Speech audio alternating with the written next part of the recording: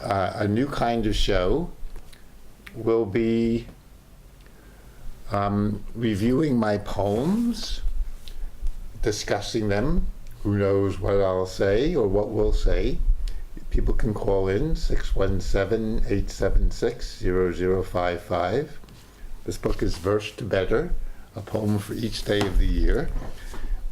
And we're experimenting. Let's see.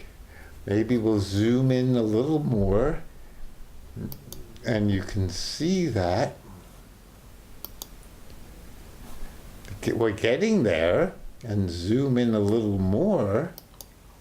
Isn't this fascinating television? Watching someone zoom. There we are. Touched beyond touch. The juice. This is the poem for today. Verse to Better is a poem. Verse to Better is a poem for each day of your year. And the one today is touched beyond touch. My. Imagine being that touched. The juice that moves lovers to kiss, stir our hearts, minds, breaths, souls. See if we can scroll down here. Can we? I think we can.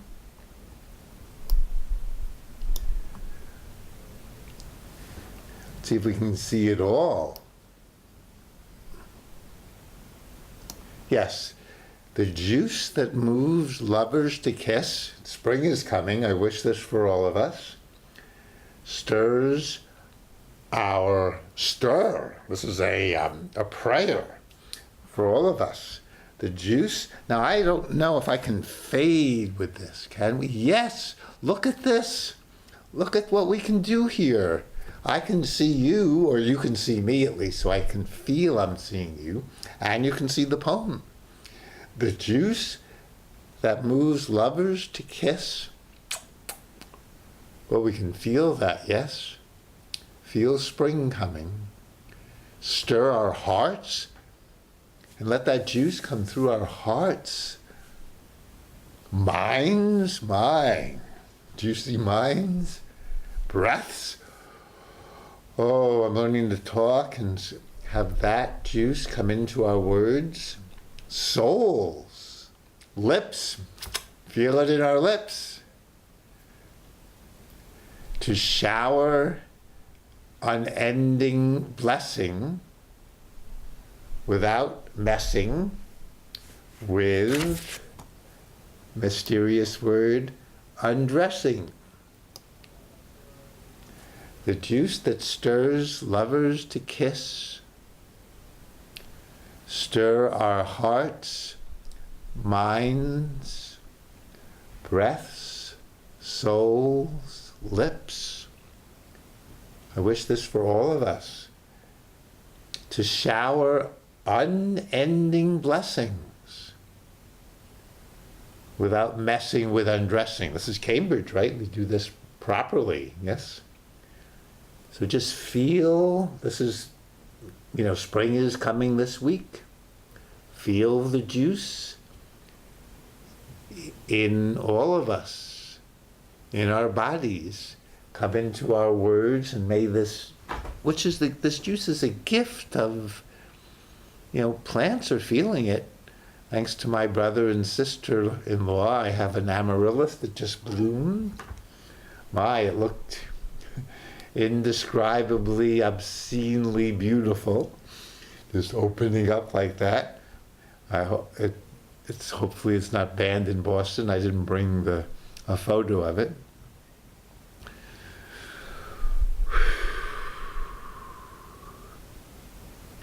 And this juice is a blessing. It's a blessing in its nature, just giving us life, the sweetness of our own flesh. Walt Whitman said, the fat on my bones is as beautiful to me as anything else in the world. Or maybe he said more, knowing Walt Whitman. Love our fat. Yum. So that should be enough for spring. Maybe the rest of the show is just a bonus, just to feel that juice through us. I was wondering, what's the relationship between the juice we feel and who we are? Our desires? Is the juice deeper than desire? Is that energy? Is there a difference between the energy we feel and the juiciness we feel? Or when we really feel the energy, is it juice? Or maybe we can feel it in many ways, just objectively it's energy, and then maybe really feeling it with our hearts and minds and lips, that energy feels juicy. Wouldn't that be nice to just feel it like a plant feels it, or a tree? When we grow up, we can be trees. Who could ask for anything more? Or when we die, our bodies may go into the ground and we can be grass or trees. Life after life. Blessings and blessings. Now, what about this blessing word? I mean, words have a power. If I wish you blessing, I pray every night and morning. May we co-create blessings, all of us, night and day, in all we do and feel. And I do these things in all we do and feel and think and say. And I say, earth, sky, goddess, God, be with all of us. The earth is like a goddess mother, the sky like a father, and together they make us. Thank you, earth and sky. With all their volcanoes and storms, we have to learn to manage, as we know well in our own lives. So, what is a blessing? To shower unending blessings. I mean, it is a blessing. We can feel like the amaryllis or the trees in Cambridge. We can feel juice coming through us, especially spring is coming. And what is the relationship between that and a blessing? Blessing comes in Hebrew. The word blessing is connected to the word ni, barach. And maybe when we get on our knees, as Muslims pray, and as Jews may have prayed once, the relationship between, Orthodox Jews bend their knees, although not to bow to a human being. This is Purim, and Mordecai in the book of Esther refused to bow to Haman. And Haman wanted to kill the Jews because of that, but the Jews killed him and his followers instead. And so we celebrate Purim, which means things are turned upside down. You think you're going to die, and whoo! Or for Dianne Feinstein, right? She was quite okay with everybody being spied on, but not her. Thank goodness. And knew no limits. But still the question is, what is a blessing? I mean, if we're down on our knees, or bending our knees, it's easy to feel how awesome someone else is. Just looking up like a child, maybe.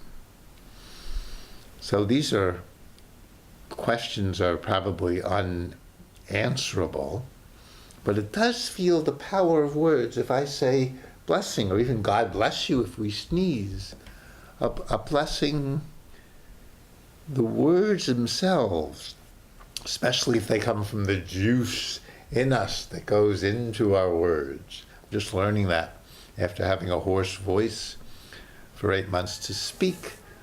Let the energies and the feelings of my body go. Words are like birds. Let them go into words and fly into each other. Fly into you, actually.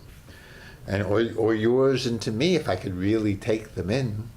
So words can really, really be a blessing. There was one woman who had to play Juliet, and she didn't think she was beautiful, and most people, she was a wonderful actress. And her director told her to stand in front of a mirror and for an hour just say, "I'm beautiful. I'm beautiful. I'm beautiful." And it sunk in. And she walked on stage and she feels beautiful. And the crowd looks at her and says, "What a beautiful Juliet." So words have huge powers. If we could feel just that we're beautiful or blessed, wow, imagine walking around and feeling we're blessed, and our presence, like trees and amaryllis, our presence spreads beautiful blessing. Maybe it's that simple. If we could be just who we are, like amaryllis or trees or other flowers, right? Grass. If we could just be who we are, we're part of the web of life, and we're spreading our who we are, which includes juice, to other people, and they feel, oh my, the life, the sap coming in. Maybe it's just that simple. Touched beyond touch, the juice that moves lovers to kiss, stir our hearts, minds, souls, lips, to shower unending blessings without messing with undressing. Well, I wish that for all of us, and we might come back to that, but let's see if we can move on to the next poem. This is for tomorrow. Wrestling Love.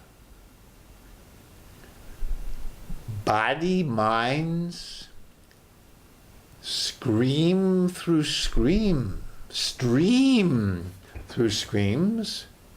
Body, minds, stream through screams, mining dreams to find how to be truly kind. Wow, that's hard. I'm reading this as if I'm seeing it for the first time. Who wrote this?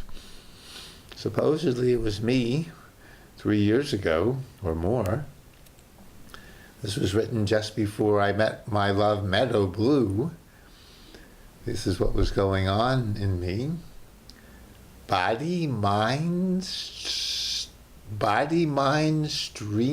through screams. So our body and mind is streaming through our screams, just like the blessings. It's like the scream, and our whole body and mind is streaming through these. Maybe that's a good scream. Mining dreams to find how to be truly kind. Oh my. Makes me cry now. I wonder, well, it must be a good poem if I cry. Actually, yes. Of course, it's me. I'm not the best judge. I should recuse myself. But as spring is coming, is something, if you're screaming, there's a famous poem, April is the Cruelest Month by T.S. Eliot, breeding lilacs out of the dead land. Cruel. I remember once going for a walk. I was feeling very depressed. It was spring, and my love at the time said, go for a walk in Concord. It was just absolutely beautiful. I couldn't stand it. It was like the sap coming through me, the spring coming through me, felt so painful because I was so, but she knew if I could somehow let that stream through my screams, and somehow that's connected to being truly kind. I'm an expert at knowing how to not be truly kind. I wasn't truly kind, so I decided, well, I better try to be truly kind. And then my wonderful dance teacher said, what we want, we have. Which is probably wonderful news, that deep inside there is a true kindness. that might have been a bit wounded, and we might have had to cover it, and then without feeling it have to do something to get along with other people. And then eventually, with enough time, we can listen to our screams and mine our dreams. The dreams are like mining for gold. In the dream, and my own dream to be a kind, truly kind person, and through the streams of screams inside them. What are we screaming for? We want the world and we want it now. So that's wrestling love, as best as I can explain it to you now. One last time, wrestling love. Body, minds, stream through screams. Mining dreams to find how to be truly kind. If I had my wonderful piano-playing friend David Haas, we might try to sing this or say this with music in the background. But I won't attempt that right now. We're going to move on. We need to see what this week is bringing, some of us. Oh my. So my oldest friend, one of the oldest friends I can remember, 7th grade, Whitestone, Queens, near the Throgs Neck Bridge I lived. And I'm still in touch with my dear friend who I haven't seen for 30 years, Richie Millman, who lives in France. And he now writes me and calls himself Ever Lovin' Richie, and I could feel his love for me. It helps me love him. And he gave me an assignment. He said, Michael, write me a good poem. He might have said an uplifting poem, maybe just a good one, for my birthday. And his birthday is March 18th. Now that I'm doing this, I hope I remember to send something to him. Happy life to us. My oldest friend, Ever Lovin' Richie, wants a positive and excellent poem for his birthday. Our friendship, luckily, is a positive and excellent poem. Are your friendships poems? Do they need careful crafting like a poem does? Mine do. I wish you many friends like Ever Loving Richie. I hope we're in touch with our oldest friends. Make new friends, but keep the old. One is silver and the other gold. Happy life to us. My oldest friend, Ever Loving Richie, wants a positive and excellent poem for his birthday. That's what he wanted. He wanted it positive. He had read too many of my screaming and streaming through dreams. So he wanted a positive, excellent poem.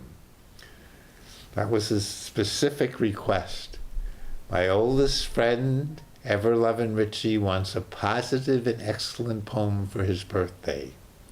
Our friendship, luckily, is a positive and excellent poem. And indeed it is. Thank you, Richie Millman. Well, I'm not sure what's happening, but we're moving on. We might not get through the whole week. March 19th. What me worry? If the best trip of all, save for last, would that change how our journey feels? Abby Hoffman said, death is the best trip of all, that's why it's saved for last. if we really believe that. I have a dear friend, Jack Apfelbaum, whose health is challenged now. He's 89, wondering. He's been not one to believe in God or the afterlife. As an engineer, University of Massachusetts at Lowell. But he's wondering, would that change how it feels? If we and even the horrors that we read in the newspaper every day with people getting killed, would it change how it feels if we knew, thought, believed, hoped, and those are all different, that death is the best trip of all? I mean, who would have guessed when you're a little child in the womb swimming around? My mother said it was the happiest time of her life until I was born and was colicky. And it's a different story. Let's stay with the happiness. We're kind of peacefully in the womb, feeling the peace. There's a wonderful man, Abraham Sussman, who leads Dances of Universal Peace with his wife Halima. And he said last night, the Quaker House, 5 Longfellow Park, first Friday, third Saturday of every month during the school year. And he asked us to just meditate quietly, evenly breathe just for a little while. Then he asked an interesting question. How many people feel that they have peace within them? And most everyone raised their hands. It was a great gift to me. I never thought of it that way. I really have peace within me. Makes it easier to relate to other people, challenging people in my building. Oh, I don't need to connect. I have peace within me. It would be nice to connect, but I'm okay. I'm okay whether you're okay or not. Or maybe it's way easier to see you're okay if I feel the peace within. And maybe it's as available as just taking a breath. So we're in the womb, and we're feeling peaceful, and who would have guessed if they told you, wow, there's an amazing world out there. Might be difficult to get into, but wow, there's trees and amaryllis and people to kiss. So, and many people say when we die, we go through a tunnel. They experience that. They could be remembering birth, or it could be just very similar. You die, go through a tunnel, you're asked questions. I've had people feel this. I used to teach in seniors, and we had a course called Facing Death and Living. And people actually had experiences of seeing a light, asking them to evaluate their life. And it seemed to be light birth, but not quite. Remember one woman, we were acting this out, and we had a light, something like a light shining on her, and we asked her to evaluate her life, and she said, none of your darn business. But I wonder for my friend Jack, and for all of us, my friend Meadow, who works in hospice, if the best trip of all saved for last, would that change how our journey feels? And I wonder how different people, I don't really hear from her that many people are believing, goodbye, cruel world, I'm going home. I like to think it's like